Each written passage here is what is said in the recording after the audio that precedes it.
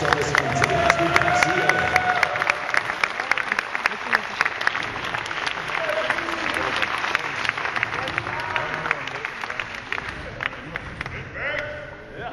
it's my pleasure to welcome you and thank everyone today for coming out to the kickoff to UFC 152, September the 22nd at Toronto's Air Canada Centre, Benavidez versus Johnson. It's going to be a great event. Looking to be the George Washington of flyweight champions, so can't wait to come out here and put on a show. Yeah, I agree with Joseph. You know, it means the world to me to be able to fight for, you know, another UFC title. You know, I wasn't so lucky at 135, but I'm gonna bust my butt in the gym, try to get the 125 title, and to be able to do it here in Canada, first time in Canada, it's awesome. So I can't wait to be on the show with you guys. I was kicking ass at the UFC. Obviously, ridiculous things. Awesome. So, you know, it's not going to change the fact that we're the top two guys in the world and that we're going out to make history that night. So, everyone that supports us, you know, thanks. And you know, we love you. Everyone that doesn't, including Bisbee. I think you soon will, and you'll be excited for this. So, so yeah, man, it's gonna be great, and glad to have you on the card as a co-main, buddy. Best fight in Canada was in Montreal, and I fought on that card, and the fans and the whole experience for me was definitely one of my highlights of my UFC career. So I really wanted to fight again here in Canada. I had to pull out of Calgary because I had a torn meniscus. I was very disappointed, and I purposely asked to be on this card in Toronto. So I'm very excited to be here. Excuse me. Regarding my fight and the title shot, listen, I want to fight for the title, I want to fight Anderson Silva, but you can't look past Brian Stann. You know, he's an incredible fighter. So, you know, for me right now, I'm not even thinking about the title. I'm fighting Brian Stann, I've got my hands full with that. Regarding the fight, you know, this is me versus Brian Stann. This is England versus America. You know, this is an individual sport. There's no tanks, missiles, or guns involved in this. This is mano a mano, individual versus individual. On September 22nd, I'm going to individually beat the crap out of him.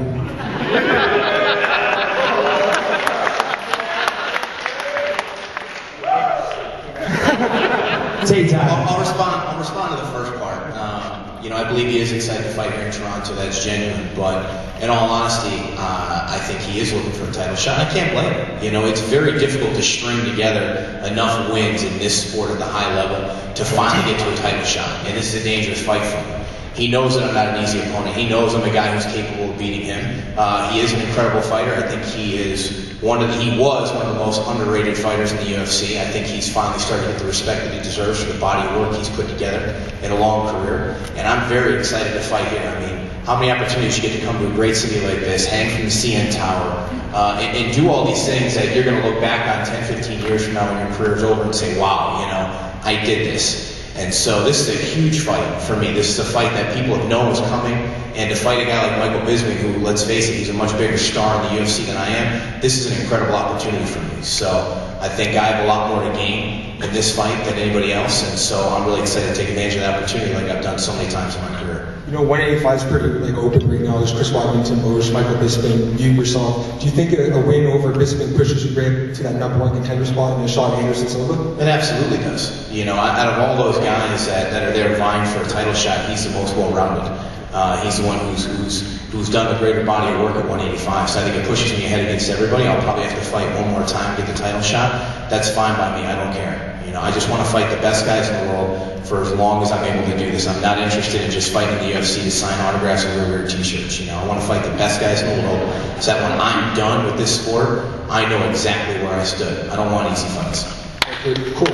And I got a question for Lori. You and BJ have been going back and forth on Twitter about the VADA testing thing. So I'm just curious, like, what's the status of that? Have you talked to Dana White or Tom Wright about that? And after you answered that, Tom, what's the regulation for drug testing in Ontario and in Toronto? Yeah, I'm glad you asked that. The latest I got is BJ now backed out of it. You know, I think he did it just to start shit, you know, to get something going. But you know, I was up for it. I was like, yeah, let's do it. You know, I was ready. You know, to prove that, you know, I'm not on anything, and to, you know, maybe motivate other fighters to start doing it too. But he was the one that you know, offered it and then backed out of it. He started making all these sayings like they weren't going to release the test before the fight and all this, and they never did. He started making up all this stuff. So, you know, I don't know really what's going on with BJ's head right now. What was the other part of the question? I think it was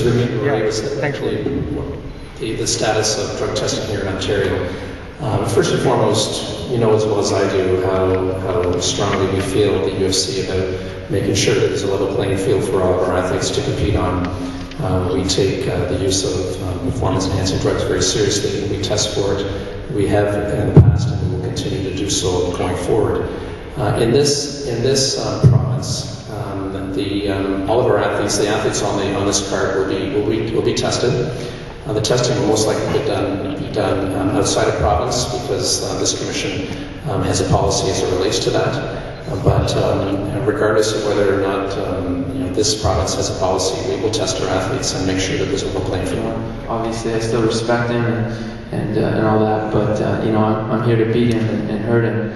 So it is an honor, but at the same time, I'm here to win. And yeah, I'm very happy to be fighting Canada again. Toronto's a great place to fight. I'm not forced to fight in the UFC. I do it because I choose to do it, and I'm passionate about it, and I love it, and it's something that I'm good at. Come September 22nd, I'm going to be ready. I'm going to train like a madman for this fight, and it won't matter anything he does, any military training, any secret ninja training. He can do whatever he wants.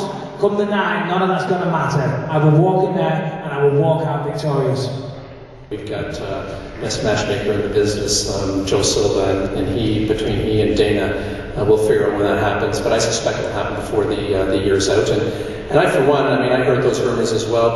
But I mean, you know, you only have one chance to make a first impression with the first ever flyweight championship. I'm thrilled about that. And you just listen to these guys talking, you know, between Brian and Michael, they're going to put on a great show. And really having a chance to showcase a great Canadian against one of the legends in our sport. When Rory fights BJ Penn, I don't think you can ask for anything better. So, you know, the heavyweights will have their moment. It'll probably happen towards the end of the year, perhaps in Vegas, but that's up to Joe and to Dana. But right now, it's UFC 152 on September the 22nd at the ACC, and first ever flyweight championships. It's going to be a blast. For sure. Once I started getting more and more success in the UFC, I realised, you know, hanging out in nightclubs and late nights wasn't the best thing for me. But now, all people talk to me about is fighting. I look at MMA websites, I read MMA magazines, you know, but there is more to me than that. So I thought I needed a hobby completely away from fighting. So I started taking bookings again recently. So if anyone wants to book me, I am available for your wedding or bar mitzvah. Well, it's on after this one. He said he wanted to fight you, and basically last week I was reading a thing on Twitter. His agent, Malky Kawa, said that you basically did not want to fight him. That you basically ducked him, per se. Can you please clarify? Basically what, sorry? Al Belgian? Yes. His agent is basically in his camp. I believe his camp said that you did not want to fight him. Like you basically ducked him, right? Can you please clear that up? Yeah, absolutely. Listen, I'll fight Alan Belcher on the way to the car right now. It's no problem. He needs to focus on having a fight with his tattoo artist for that abomination on his arm and leave me alone.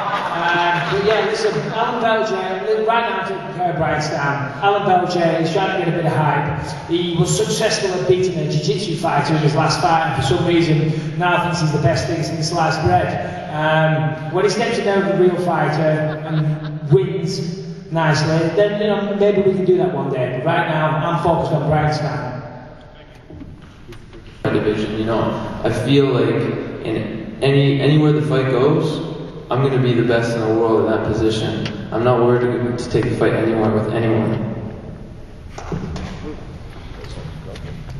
You know, I think it's difficult to pinpoint just one area where I think Michael's dangerous. I think he's shown in his fights that he wins fights all over. I mean, he's been doing this for a long time. So, you know, I think that's probably the thing that's most dangerous about him. You know, there's no area in the octagon where you can be comfortable with him. You've got to be prepared. You've got to be fighting for everything in every different arena. Obviously, I think he's done a lot where he's really broken guys down because of his pace, being able to outpace him and coming in just with better conditioning. Joseph, you know, he's dangerous everywhere. You know, he's finished guys, he's knocked guys out, submitted guys, and I believe I have the ability to negate all those things and use my skill sets to be able to take it to him in under 20 seconds. So. DJ is definitely going to be the fastest fighter I've ever fought. I think he's probably the fastest fighter in the UFC. I've never really fought anyone faster than me. I don't think he's fast enough to make me look slow or anything. I think I have, what timing and power and whatnot to negate that also. But I've just always been impressed by him all around, the way his fluid striking mixes in with his takedowns and everything. So it's going to be a great fight. At this level, when you got the top 2 guys in the world, everyone is going to be good at jiu-jitsu, wrestling, and boxing. It's going to come down to, especially in this division, some cardio, and really it always comes down to just who wants it more. So I'm going to be training my butt off for this. Brian, obviously his main thing, I think, is his power. He hits incredibly hard, so that's one thing I've got to watch out for. Also, another thing, he could be quite distracting. I don't know if you've seen the cartoon American Dad. He looks like the lead character in that, so I won't be sure if I'm fighting in the UFC or watching American Dad, so I have to be sure that I stay focused and not just watch his chin. Do things to always reflect the fact that they own the sport, I think we'll be fine. So I say thank you. And as I said at the top, UFC 152 will be the 10th fight held in Canada, and the 10th since 2008, and no other country in the world has held as many fights outside of the United States as Canada. We take it very seriously. We work hard to put on great shows, great performances, and take great pride in that. But in the end, it's about making sure we're relevant to our fans and we deliver to our fans. And I'm absolutely convinced that everybody up here, everybody in this card will deliver a fantastic show on September 22nd. Thanks, guys. I'll pretend to be BJ. I'll pretend to be BJ if you really want to. Yeah, I'm here.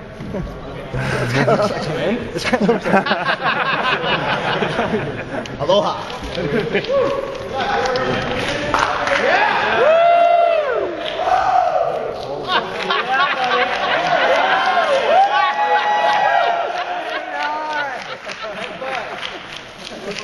Welcome out, BJ! Rip his head off! Closer! That's a great one. Put him in a body bag!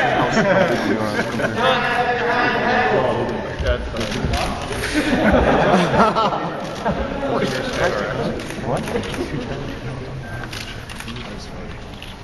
Nice, guys. Nice. Thanks, guys. Nice.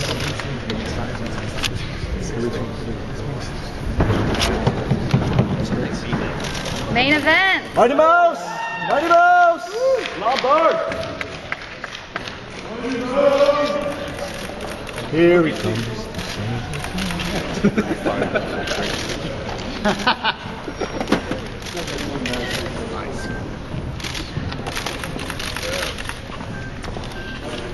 Let's get both hands. There we go.